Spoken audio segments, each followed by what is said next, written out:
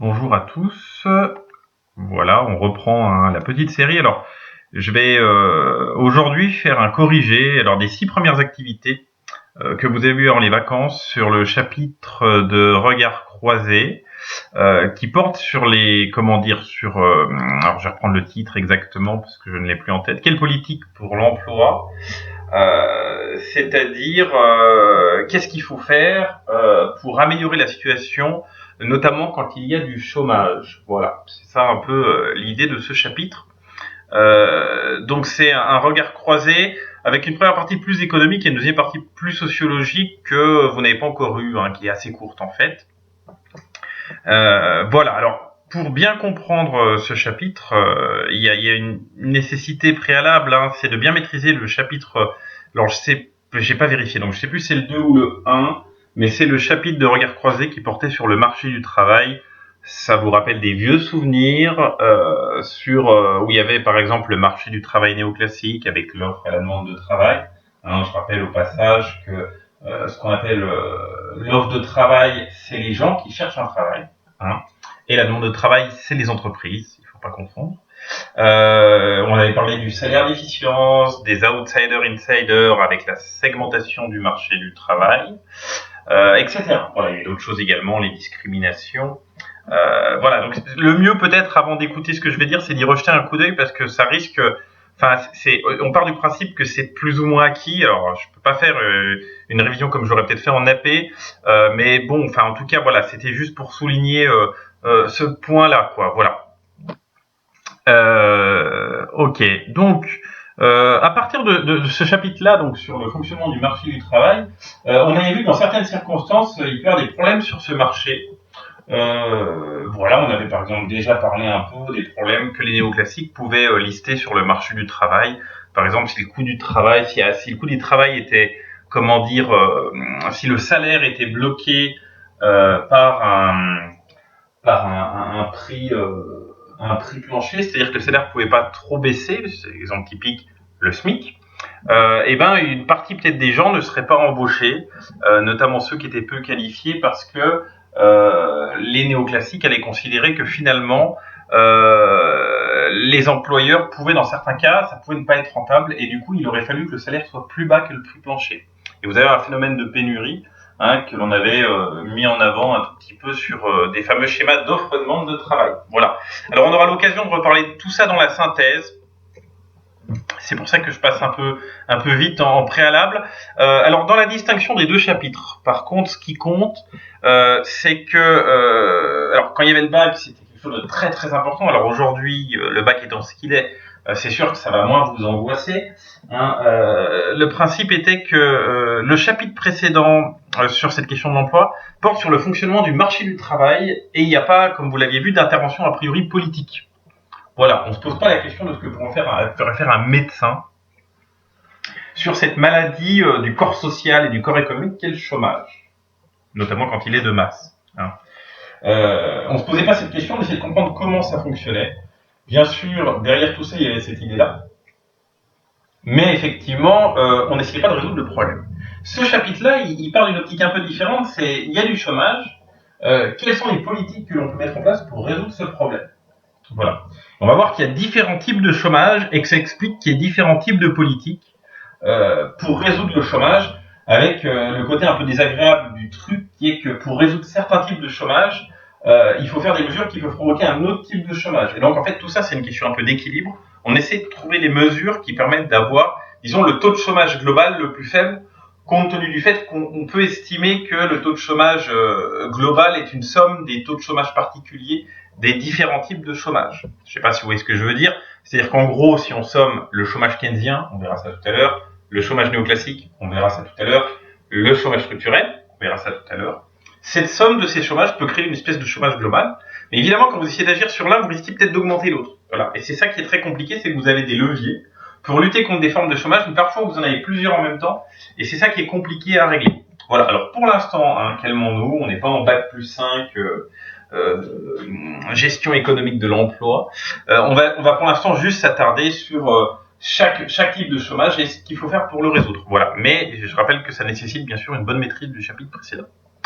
Alors je démarre donc sur l'activité 1, donc je vais faire le corrigé à l'oral. Donc en fait, l'activité 1, c'est juste pour vous montrer quelque chose qui est pas forcément très intuitif.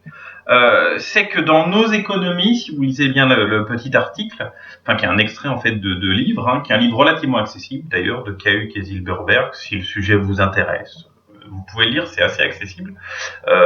Si nous avons une vie encore assez longue et que nous revoyons dans des conditions correctes, je pourrais vous le prêter, parce que pour le coup, c'est un livre que j'ai lu.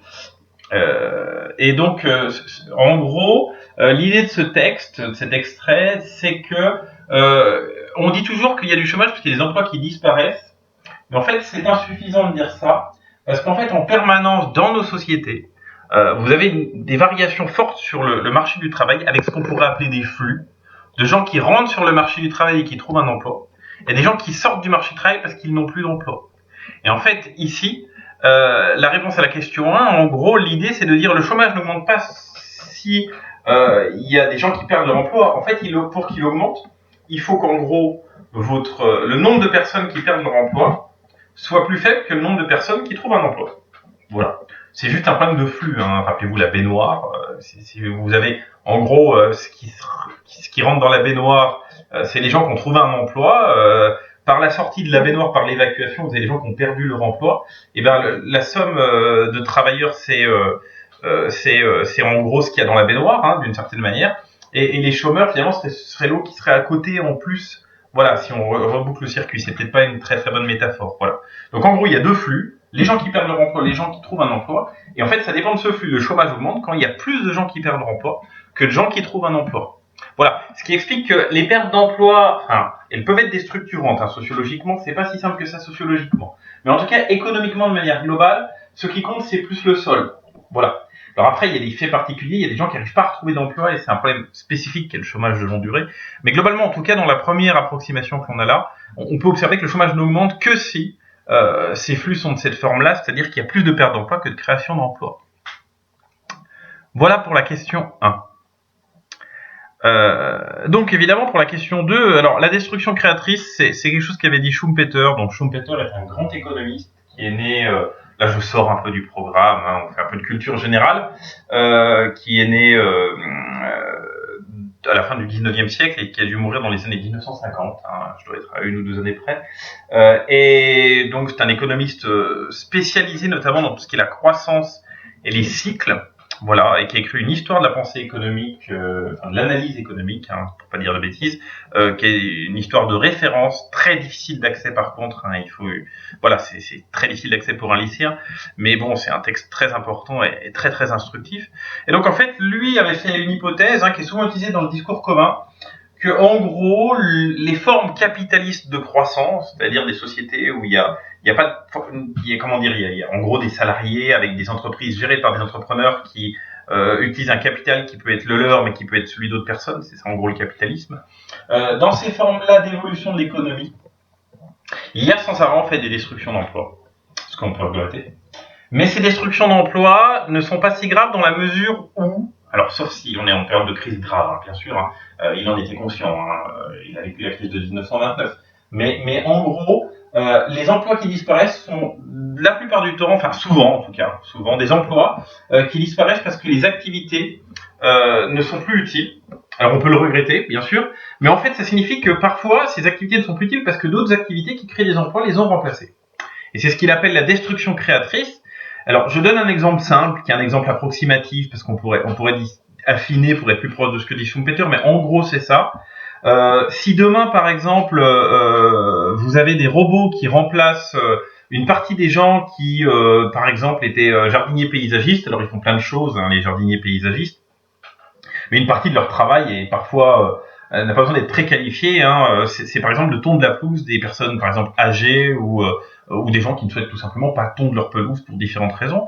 Et bien, s'il y a des robots qui le font, évidemment, on va se dire une partie du travail que faisaient les jardiniers paysagistes ne va plus être fait. Ils vont devoir se concentrer sur des travaux beaucoup plus qualifiés de mise en valeur, je sais pas, de jardin ou de surface florale.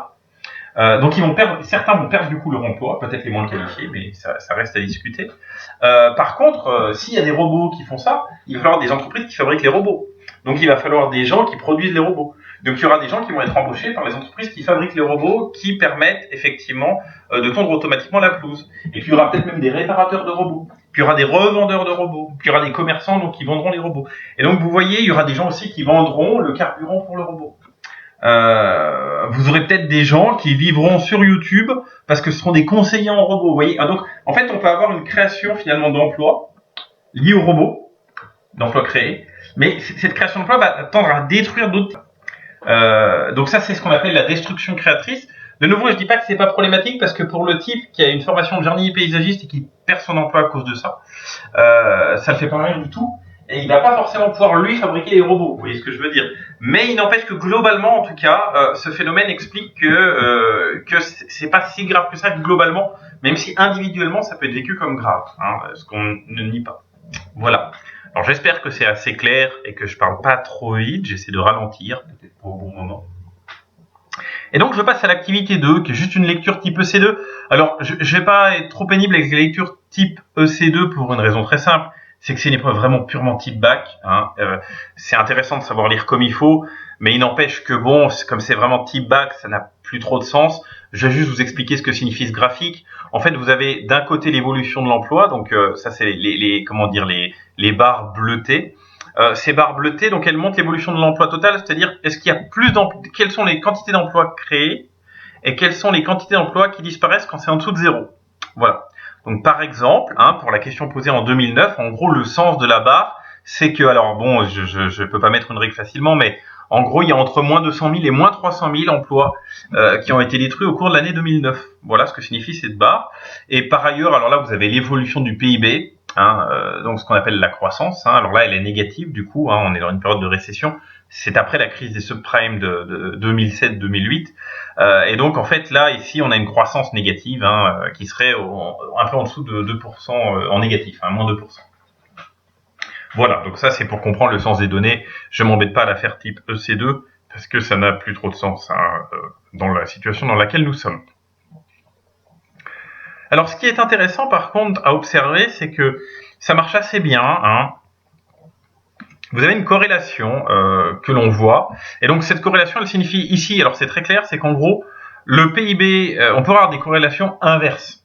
Mais par exemple, quelque chose qui augmente, A augmente, et ça fait baisser, et en même temps, B baisse. Ok, voilà. Par exemple, si on a une consommation d'alcool qui augmente dans une population, on risque d'avoir l'espérance de vie qui baisse. Donc vous avez une corrélation qui ici est une forme de causalité parce qu'on peut supposer que la consommation d'alcool trop forte fait baisser l'espérance de vie, hein, l'alcool étant un toxique. Hein, voilà. Donc vous voyez, ça peut être une corrélation dans un autre sens en fait. Hein, voilà, ça peut monter pendant que l'autre descend. Alors ici c'est une corrélation très simple, c'est que ça se suit en fait. Voilà. En gros, l'emploi a tendance à suivre l'évolution de la croissance. Ou dans le sens inverse, c'est pas évident. Alors a priori, on pourrait penser que c'est dans ce sens causal.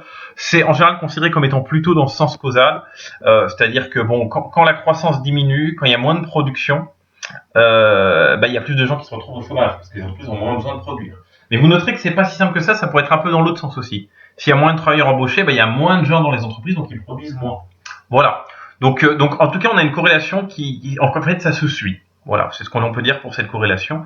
L'évolution du PIB, la croissance en gros, et l'évolution de l'emploi ont tendance à se suivre. Alors évidemment, il y a des choses un peu compliquées à expliquer, hein, parce qu'on peut avoir des bizarreries, mais en tout cas là, c'est assez clair. Voilà. Voilà, je fais un petit break.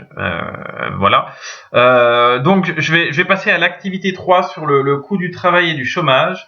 Donc il faut se rappeler ce qu'est le modèle néoclassique. Pour ça, je vous renvoie au chapitre précédent. Bon, je fais rapidement un petit rappel.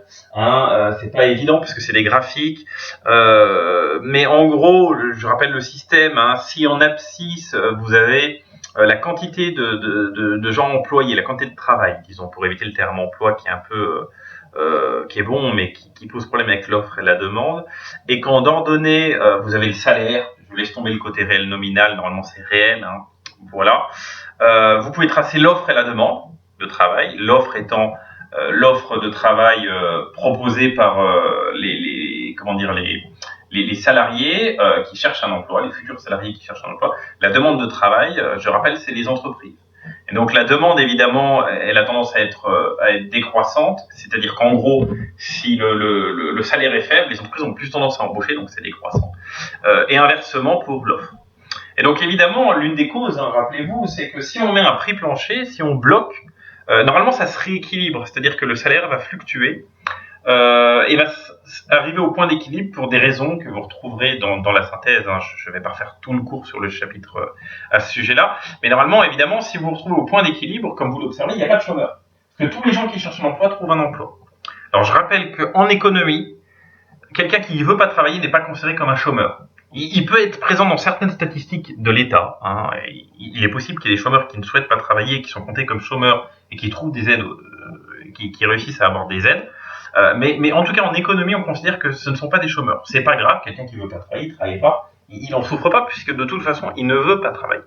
Voilà. Par contre, quelqu'un qui veut travailler, pour les économistes néoclassiques, il devrait trouver un travail. Et si vous êtes au point d'équilibre, vous observez que tous ceux qui veulent travailler à ce prix-là trouvent un travail. Voilà. Alors, je rappelle le problème, donc là c'est les documents et le chapitre 1 que l'on a vu il y a maintenant bien longtemps, c'est peut-être le 2 d'ailleurs, j'ai un doute, des regards croisés. Pour les économistes néoclassiques, évidemment, le danger principal, c'est que le coût du travail soit trop haut et notamment soit bloqué. C'est-à-dire que le salaire ou certains types de coûts du travail ne puissent pas baisser. Et donc pour eux, ce qui leur semble particulièrement dangereux, c'est tout ce qui est SMIC, tout ce qui est prix plancher en termes de salaire. C'est-à-dire qu'on ne peut pas descendre en dessous et donc ça leur pose un problème parce qu'évidemment, si vous mettez le prix plancher en dessous du prix d'équilibre, ça ne change rien. Parce que le prix plancher, on peut le traverser en montant, mais on ne peut pas le traverser en descendant. Donc le salaire d'équilibre et la quantité d'équilibre vont faire qu'il n'y a quand même pas de chômage. Mais le danger pour les économistes néoclassiques, c'est que si le prix plancher est au-dessus du point d'équilibre, et ben en fait on va avoir un chômage, parce qu'on a un phénomène de pénurie à ce prix-là, à ce salaire-là. Il y a trop de personnes qui veulent travailler par rapport à ce que peuvent proposer les entreprises. J'enlève l'État, bon, on pourrait raffiner. Et en fait, du coup, vous avez une pénurie qui est l'écart entre la courbe d'offre de travail, les gens qui veulent travailler, la demande de travail, ils peuvent pas retrouver le point d'équilibre parce que c'est bloqué. Voilà. Donc ça, c'est la cause de base. Alors cette cause, elle se cumule avec, pour les économistes néoclassiques, bien sûr, je prétends pas que c'est la seule cause, et en fait c'est quelque chose de très compliqué de savoir si c'est un vrai problème ou pas, mais en gros les économistes néoclassiques vont souligner du coup que tout ce qui a tendance à augmenter le coût du travail et qui est difficilement compressible, par exemple certaines formes de charges sociales, etc., sont négatives au sens où si le salaire d'équilibre devrait être là, mais si vous rajoutez le coût social, ça va créer une forme de chômage d'une certaine manière. Voilà, là je vais pas faire le graphique parce que c'est à la lisière du programme et c'est compliqué dans ces circonstances, mais en gros c'est pour vous expliquer l'idée. Alors, en fait, pourquoi les travailleurs peu qualifiés sont-ils particulièrement touchés par ce... Alors, oui, sur les économistes néoclassiques, il y a un point qui pose parfois problème, qui est présent en filigrane dans les documents, c'est sur la question du droit du travail légal. En fait, ce chômage-là néoclassique lié au droit du travail peut être aussi vu comme un chômage structurel. Et donc, je le traiterai plutôt du côté du chômage structurel, sur les contrats de travail, etc. Mais dans l'absolu, c'est à la lisière. Donc, vous pouvez le mettre si vous voulez, j'en reparlerai quand on parlera du chômage structurel plus loin. Alors, les travailleurs peu qualifiés, ils sont particulièrement touchés par ce type de chômage. Pourquoi ? Parce qu'en fait, c'est eux qui sont en général les moins productifs. Voilà. En gros, si vous n'avez pas de diplôme, alors c'est pas le diplôme qui vous rend productif, mais ça veut dire que vous avez des connaissances, et ces connaissances peuvent vous rendre en gros plus efficace pour tout un ensemble de raisons. Voilà. Par exemple, vous êtes capable de réparer plus rapidement les machines qui tombent en panne. Par exemple, si vous êtes particulièrement bien formé, moi je sais pas, en médecine, vous traitez plus vite vos patients parce que vous êtes plus efficace, vous les comprenez bien, etc. Vous voyez, je donne des exemples un peu bêtes, mais voilà. Donc ces personnes-là étant plus productives, qui sont bien qualifiées, elles vont être mieux payées par les entreprises d'une certaine manière. En moyenne, bien sûr, il ne faut pas prendre des exemples particuliers, c'est en moyenne, elles vont mieux réussir à négocier pour une raison très simple, c'est que les entreprises, les voyant plus productives, savent qu'elles vont produire plus, donc que ce qu'elles vont produire, les entreprises vont pouvoir en vendre plus, donc elles peuvent les payer plus cher, parce que le coût restera en dessous de ce qu'elles produisent, de la valeur, du chiffre d'affaires, des biens qu'elles produisent. Voilà. Par contre, si vous êtes un travailleur peu qualifié, vous risquez d'être moins productif et par conséquent, si vous êtes vraiment pas du tout qualifié et vous êtes très peu productif, votre productivité, elle risque de pas faire que ce que vous produisez, Si vous multipliez par le prix auquel le vend l'entreprise, par la quantité que vous produisez, eh ben ça suffira peut-être pas sur le mois à couvrir votre salaire, si on rajoute les charges sociales, etc. Mais on va être dans un monde pour l'instant où il n'y a pas de charges sociales pour nous simplifier la vie, enfin de cotisations sociales à payer, etc. Et donc dans ces circonstances-là, pour faire très simple, ces gens-là risquent de ne pas être embauchés parce que l'entreprise pourra dire, moi je vous embaucherai bien, mais je suis bloqué par le fait que votre salaire est forcément trop élevé pour moi, et je peux pas vous payer en dessous parce que c'est interdit par la loi. Voilà. Donc ça, c'est la logique néoclassique. Hein. Donc les travailleurs peu qualifiés peuvent subir des formes de chômage qui sont parfois liées à des formes de prix plancher et de salaire bas. Voilà. De salaire de prix plancher en termes de salaire qui empêchent leur salaire de descendre en dessous d'un certain seuil. Alors évidemment, je dis pas que c'est complètement négatif, bien sûr, parce que le fait d'assurer un salaire minimum peut permettre d'éviter certaines formes de précarisation du travail, etc. Donc ça a des aspects positifs en fait. Hein. Je veux pas du tout dire ça, mais on est dans l'optique des néoclassiques vraiment purs et durs. Voilà. Et donc évidemment, la politique économique pouvant être menée pour lutter contre ce type de chômage, c'est en gros tout serait réduction du coût du travail. C'est-à-dire en gros, si je vais jusqu'au bout de la logique, il faudrait supprimer le SMIC et il faudrait essayer de diminuer au maximum les cotisations sociales et tous les coûts associés au coût du travail. Voilà, c'est ça la logique. Alors évidemment, cette logique, elle a des défauts parce qu'en fait, elle pose problème d'un point de vue sociologique sur la précarité du salarié et elle peut aboutir à des formes de licenciement qui ont des effets de dégradation de la vie familiale ensuite, qui aboutissent à des enfants moins bien éduqués parce qu'il y a eu une hausse des divorces. Vous voyez, enfin, c'est très compliqué, ce qui ne veut pas dire que les gens qui divorcent n'éduquent pas bien leurs enfants, mais ça veut dire que c'est quand même en moyenne plus compliqué, etc. Okay. Donc vous voyez, c'est quand même quelque chose de compliqué. Voilà. Alors, une autre raison historique pour lesquelles il y a eu des salaires minimums qui ont été proposés, hein, je le signale, même si aujourd'hui on est un peu éloigné de ça, c'est l'idée que les gens qui n'avaient pas de salaire minimum se nourrissaient trop mal. Alors aujourd'hui, on n'est plus dans ces circonstances-là, encore qu'on pourra en discuter. Et donc le fait d'être en bonne santé augmente la productivité. Et vous voyez, ça c'est plutôt un argument pour le salaire minimum, c'est que si les gens peuvent mieux se nourrir, peuvent avoir des activités de loisirs, etc., ils vont aller mieux. Et par conséquent, quand on va mieux, on est moins souvent malade, on est plus efficace au travail, etc. Donc voilà, alors là, c'est plus un argument néoclassique, c'est pour vous donner un peu un argument de justification qui est un argument potentiel de défense du salaire minimum pour pas être dogmatique. Mais enfin bon, pour les néoclassiques, en tout cas, il y a ce problème-là, du salaire, du prix plancher et du coût du travail. Alors là, on change complètement d'ambiance. Hein, on est dans une ambiance très différente. Hein, voilà. On va passer à Keynes. Donc John Maynard pour les intimes.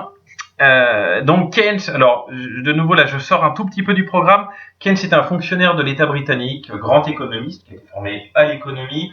Son père était lui-même un économiste beaucoup moins connu. Hein, voilà, John Neville Keynes, c'était son père, me semble-t-il. Et il a été formé par un économiste qui s'appelle Marshall, qui est un économiste extrêmement connu dans la littérature économique, mais qui est pas très connu dans les programmes scolaires en France. Hein. Voilà, on considère souvent que deux des économistes les plus importants, peut-être de l'histoire de l'économie, en tout cas des 2 siècles derniers, sont Walras et Marshall. Et en fait, vous faites parfois un peu du Marshall sans le savoir, puisque Marshall est à la source des diagrammes d'offres-demande que vous utilisez en permanence. Voilà, c'est pour vous donner une idée, je ne parlerai pas de Walras, puisque c'est clairement hors programme. Voilà, donc Marshall est quelqu'un qui a vécu à la fin du 19e siècle, qui a formé le jeune Keynes, partiellement en tout cas. Et Keynes, c'est quelqu'un qui a travaillé sur les problèmes économiques, en gros, pour le gouvernement britannique, dans plein de domaines donnés, dans les années 1905 à 1920-30, et puis après, il a dû travailler également à l'université. Il a eu un certain nombre de rôles importants. Il a publié un texte dont je mélange toujours un peu les termes du nom, qui est son texte le plus connu, qui est considéré comme un très grand livre économique, qui s'appelle Théorie générale de l'emploi, de l'intérêt et de la monnaie, si je ne me trompe pas, en 1936, qui essaie d'apporter une réponse aux problèmes liés à la crise de 29. Voilà, donc c'était pour le souligner. Ça, c'est un peu de culture économique. Il est mort juste après la Seconde Guerre mondiale. On considère parfois qu'il a eu une influence relativement importante sur les accords de Bretton Woods, même si on peut pas dire que le plan de Bretton Woods est le sien. Il proposait parfois d'autres choses, mais il fait partie des 2 personnes avec un économiste américain qui s'appelait White, qu'on proposait des choses pour le plan de gestion de l'économie monétaire et des fonds internationaux mondiaux après la Seconde Guerre mondiale. Voilà, donc ça c'est pour faire un petit panorama qui est un peu hors programme, mais ça permet un peu de se situer pour ceux qui feront des études, notamment par exemple de Sciences Po. Je sais qu'il y en a dans la classe. Ça peut leur permettre d'avoir un petit peu de culture. Et puis après tout, c'est un nom qu'on croise parfois, même dans des journaux communs. Voilà, Keynes fait partie des économistes très connus, avec peut-être Adam Smith, Ricardo, etc., Marx, bien sûr, tandis que d'autres, qui sont prix Nobel, sont beaucoup moins connus par le grand public, même s'ils ont une importance rarement aussi grande, mais quand même parfois très grande. Voilà. Schumpeter est beaucoup moins connu dans le champ médiatique, par exemple. Alors, Keynes, en gros, son problème, c'est, lui, il s'oppose à l'idée des néoclassiques, qui est de dire finalement, dès qu'il y a un équilibre économique, vous tracez votre équilibre off-demande sur un marché du travail, ben, pour les économistes néoclassiques, en fait, le chômage, c'est parce qu'il n'y a pas l'équilibre économique, parce qu'il y a des gens, par exemple l'État, qui empêchent cet équilibre économique d'avoir lieu. Voilà. Et donc, l'idée des néoclassiques, c'est qu'il faut enlever toutes les fioritures, tout ce qui est superflu, pour laisser l'équilibre économique se faire. Alors, la pensée de Keynes, et là je simplifie à mort parce qu'en fait c'est très très compliqué, objectivement. La pensée de Keynes, en gros, dans le cadre du programme de terminale, peut se résumer à ça. Il n'y a pas forcément...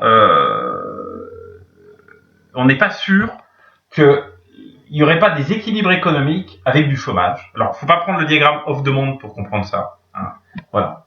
Parce qu'en fait, le chômage peut découler d'un problème de demande qui ne serait pas suffisante.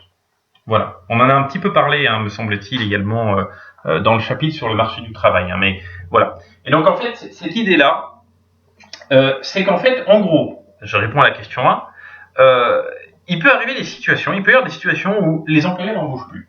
Pour quelle raison ? Parce que, par exemple, ils ont l'impression que l'économie va mal. Voilà. Dans cette période, par exemple, nous on est dans une période, là on est en pleine crise du coronavirus, au niveau économique, il est clair qu'il y a peu de patrons qui vont avoir envie d'embaucher. Voilà. Donc, alors là on est dans une période de crise, si vous voulez, mais donc ça peut se comprendre d'une certaine manière. Par contre, ce qui peut arriver, c'est qu'aussi les patrons, par exemple, les employeurs n'embauchent plus parce qu'ils ont l'impression que ça va aller plus mal. Vous voyez, il peut y avoir un côté où ça peut avoir un côté un peu imaginaire, c'est-à-dire que ils ont le sentiment que ça va aller mal, même si c'est pas forcément vrai. Et donc, comme ils ont le sentiment que ça va aller mal, ils vont pas trop embaucher. Voilà. En fait, ils veulent pas embaucher parce que le coût du travail est trop élevé. Ils refusent pas d'embaucher parce que le coût du travail est trop élevé, comme pour les néoclassiques. Ils refusent d'embaucher parce qu'ils se disent, de toute façon, même si c'est rentable, le problème c'est que je vends pas les biens. Je vendrai pas tout ce que je produirais. Donc en fait, je vais pas embaucher des gens si j'arrive pas à vendre les biens et services que je produis. Vous voyez, c'est ça la logique, c'est qu'il manque une demande. En fait, les employeurs anticipent, c'est ce qu'on appelle la demande anticipée, une demande de leurs biens et services produits, c'est-à-dire ce que les consommateurs vont demander, qui sera de plus en plus faible ou trop faible dans les mois à venir en tout cas. Voilà.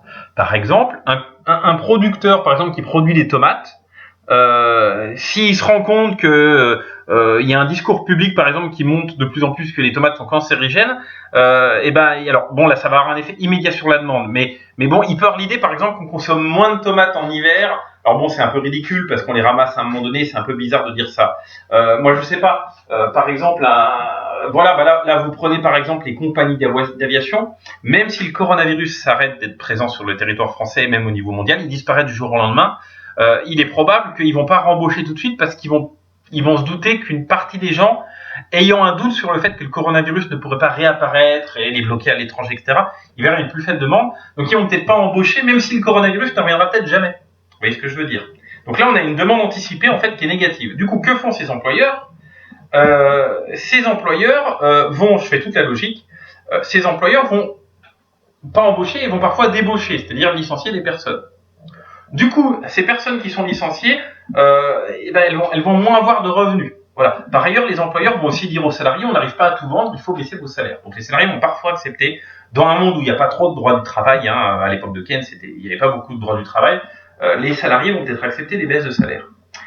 Du coup, ce phénomène-là, on arrive à la question 2, s'il y a une baisse généralisée des salaires ou alors une perte de salaire liée au chômage, vous comprenez bien tout de suite que ces gens-là qui se retrouvent au chômage, ils vont du coup baisser leur demande. Vous voyez, les employeurs avaient imaginé que la demande anticipée allait baisser, ce qui allait peut-être être vrai, mais peut-être être faux. Mais de toute façon, ça va se réaliser parce que licenciant les gens, ils vont créer finalement aussi, ils vont accroître en tout cas cette baisse de la demande. Et donc, le fait qu'ils pensent que la demande anticipée va baisser, crée la demande anticipée qui baisse quoi qu'il arrive parce qu'il y a une baisse généralisée des salaires. Et du coup, ce chômage, il est involontaire parce qu'en fait, il peut pas être explicable par par le diagramme de demande, parce qu'en fait, il y a des gens qui veulent travailler. à un coût du travail qui serait rentable pour les entreprises. Les entrepreneurs les embaucheraient pas, les embaucheraient bien, ils aimeraient bien les embaucher, mais personne ne bouge pour une raison très simple, c'est que les employeurs ne voient pas à qui ils vont vendre leurs biens, en tout cas qui produiraient en plus. Voilà, donc vous voyez que c'est un chômage involontaire, les gens veulent travailler, les employeurs veulent les embaucher, mais ils n'arrivent pas à écouler leurs biens. Et donc dans l'idée de Keynes, c'est qu'en fait ça boucle, c'est-à-dire qu'une fois que vous avez la baisse généralisée des salaires et des gens au chômage en plus, du coup les employeurs voient que la demande baisse encore, ils continuent à licencier, à baisser les salaires, du coup il y a de plus en plus de chômeurs qui consomment de moins en moins, et du coup les employeurs ils observent ça, et du coup vous voyez ça boucle, et on augmente le taux de chômage avec une espèce de boucle, un peu un cercle vicieux. Vous voyez, voilà. Donc c'est ce qu'on appelle le chômage involontaire au sens keynésien. Alors là, du coup, qu'est-ce qu'il faut faire ? Vous voyez que c'est pas le même remède, a priori, pour Keynes en tout cas. C'est pas exactement le même remède parce que là, faut pas baisser les salaires, en fait. Faut pas supprimer le SMIC, etc. C'est pas ça du tout le problème. Et donc, en fait, les mesures de lutte contre le chômage keynésien, je passe à la partie 2 que je vous ai envoyée à la suite. Voilà, c'était pas le même jour. Comment peut-on stimuler la demande ? Eh ben, en gros, l'idée de Keynes, pour faire très simple, qui est une idée qui a déjà existé, mais de manière beaucoup moins théorisée, et de manière beaucoup plus atténuée auparavant, c'est qu'il faut relancer la demande. Et en gros, la personne morale la plus adaptée pour relancer la demande, c'est l'État.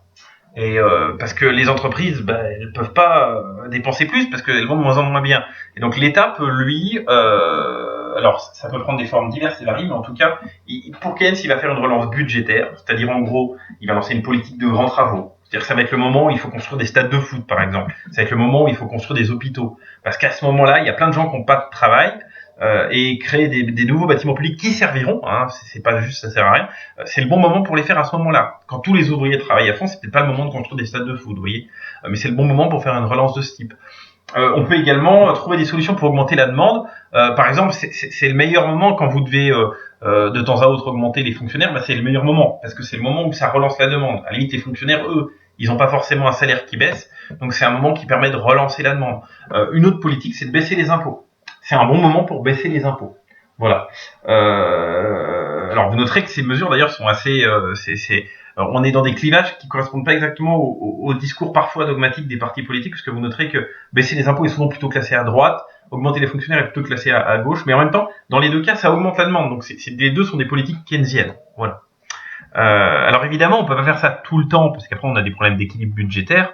Et l'idée normalement de Keynes, c'est qu'on se rattrapera quand l'économie ira bien, on pourra augmenter les impôts pour, disons, éviter des phénomènes de crise type paradoxe de Minsky. Bon, là, je vais un peu vite, pour éviter les cycles. Voilà, donc c'est ça l'idée de Keynes. Alors ça peut prendre encore d'autres formes que d'augmenter les fonctionnaires. Je veux dire qu'il y a ça de bien. On peut donner des allocations aux gens qui travaillent pas. C'est ce qu'on fait avec le chômage. Le chômage en partie est un dispositif keynésien. Voilà. Il répond à d'autres logiques, mais à la base c'est surtout ça.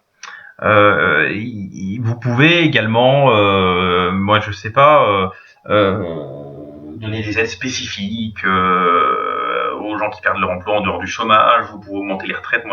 Voilà, il y a plein de solutions, etc. En fait, l'idée, c'est que la demande va réaugmenter. Du coup, les anticipations des employeurs vont changer. Ils observent une reprise de la demande et ils vont se remettre un peu à embaucher. Et du coup, les gens vont consommer plus. Et du coup, le cercle devient positif. Vous voyez ? Voilà, jusqu'au prochain choc très négatif. Voilà, c'est ça l'idée de la lutte contre le chômage keynésien. Alors, de nouveau, on va changer radicalement de monde.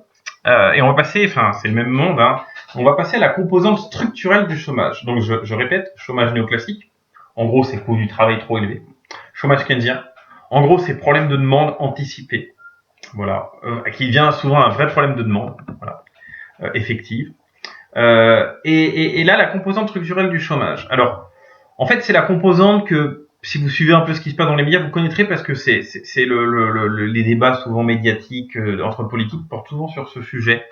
Un peu sur le chômage néoclassique. Alors là, on va rentrer dans une période où il y aura des réflexions sur le chômage keynésien, parce que, comme vous l'avez compris, il y aura une baisse de la demande et voilà. L'Europe va essayer de mettre en place ce qu'on appelle un plan de relance avec des dépenses des États. Je rappelle au passage, ce programme de première, qu'on peut faire aussi une politique monétaire en imprimant des billets et en les distribuant, pour faire simple, d'une manière ou d'une autre, mais que c'est pas spécifiquement keynésien, ça existait déjà à son époque, même si ça modifie peut-être la perception de la politique monétaire. Pour Keynes, c'est une politique budgétaire. Je reviens à l'activité 6, excusez-moi. Alors, si vous lisez le texte, qui est pas trop technique, si voilà le vocabulaire, je vais laisser de côté la première interprétation, bon, qui se comprend. Enfin, en gros, la première interprétation, c'est l'idée que les gens, en fait, bon, je vais pas le laisser de côté. Voilà, excusez-moi. Alors, le chômage structurel, c'est un chômage qui est lié à la structure du marché du travail. Tout ça, c'est banal.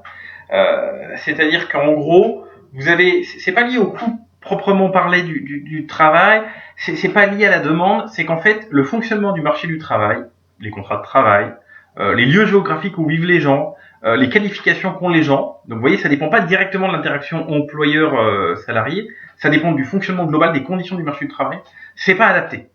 Voilà, il y a des problèmes. Alors, donc, ces problèmes sont des problèmes de structure du marché du travail et pas des problèmes temporaires au sens keynésien ou de prix du travail au sens néoclassique. Voilà. Alors, en gros, le plus simple, je démarre avec la seconde interprétation sur les causes du chômage structurel, c'est de partir de la seconde interprétation et je reviendrai à la première. Voilà, donc c'est la toute dernière phrase.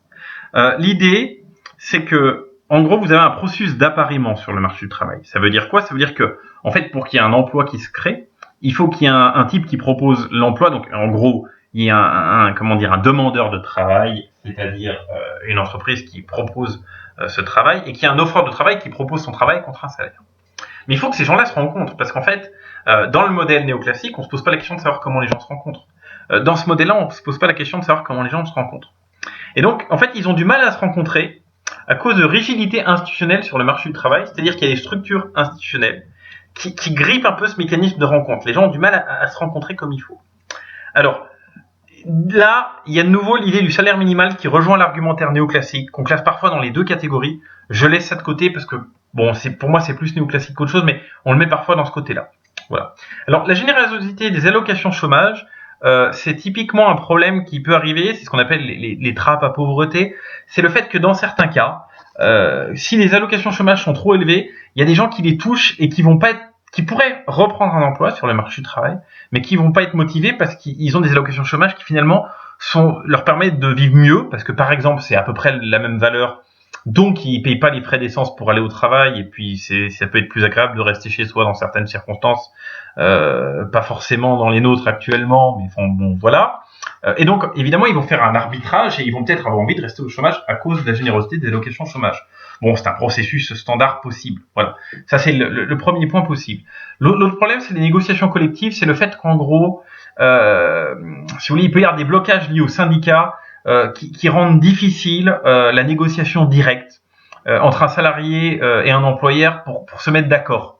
Voilà. Par exemple, il y a peut-être des salariés qui seraient d'accord d'accepter des pertes de salaire dans les périodes difficiles. Eh ben, il s'est bloqué pour des raisons syndicales. Voilà, ce qui n'est pas du tout une critique des syndicats, mais en tout cas, du point de vue des problèmes structurels, ça peut être une raison. Voilà, quand on modifie le droit du travail dans le sens où l'a fait la loi travail, c'est-à-dire qu'on peut privilégier dans certaines entreprises, dans certaines circonstances, les choix des salariés sur le choix collectif de certaines conventions collectives, etc.